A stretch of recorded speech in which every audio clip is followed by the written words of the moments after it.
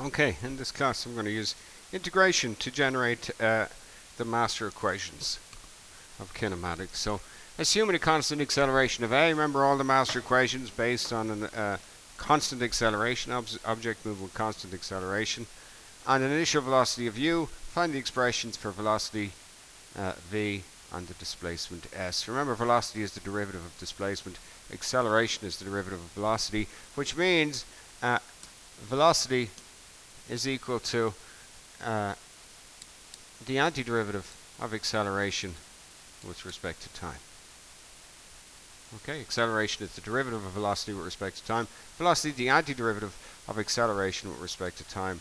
So velocity is equal to, well, we're going to have at plus some constant c. Okay, but what do we know? What do we know? Well, we know my initial velocity is u. That means, but my velocity is equal to u when, well, initial velocity means when the time is 0. So substituting in here, we're going to say u is equal to a times 0 plus c, which of course means that c is equal to u.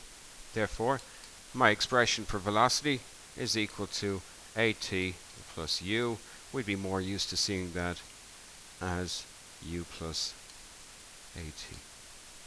Okay, that's one of my master equations of kinematics. V equals u plus at. That's my master equation. So there's my first master equation of kinematics. V is equal to u plus at. Of course, it all based on assuming a constant acceleration. The velocity is the derivative of the displacement.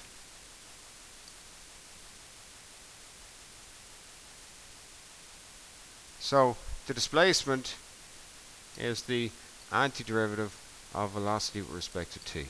So the displacement is the antiderivative of u plus at with respect to t. So the displacement is going to be the antiderivative of u plus at. Well, that's going to be ut.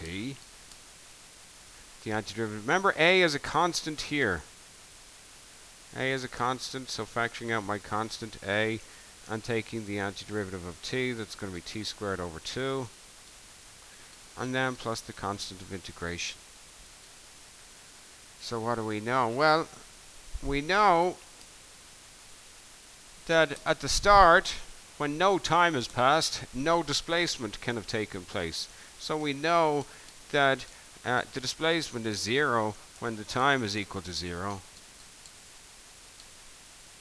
So therefore, we get 0 is equal to u times 0 plus a times 0 squared over 2 plus the constant of integration. And again, from there you can see c is equal to 0. Therefore, the displacement s is going to equal to ut plus at squared over 2. We're more used to seeing that as ut plus 1/2 of at squared. So there's my second master equation. So we have v is equal to u plus at, and s is equal to ut plus 1/2 at squared.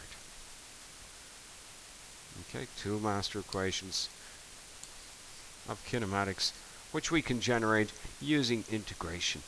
Okay, and these are essentially differential equations. Why? Because differential equations contain derivatives, and acceleration is a derivative, velocity is a derivative.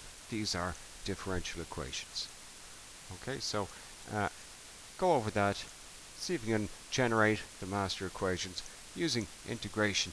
Everything assumes a constant acceleration, okay, and initial velocity of u. Okay, practice, practice.